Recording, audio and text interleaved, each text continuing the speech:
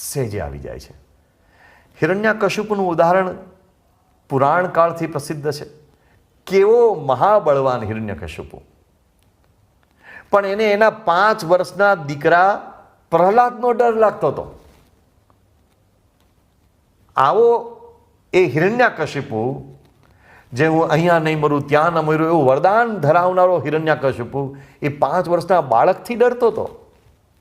અને પેલો 5 વર્ષનો બાળક પ્રહલાદ, એને એના પિતાએ કેટલા ભયંકર એના ઉપર અત્યાચારો કર્યા, એને મારી નાખવાના કેટલા પ્રયાસો કર્યા, પણ એને લેશ માત્ર ડર નહોતો.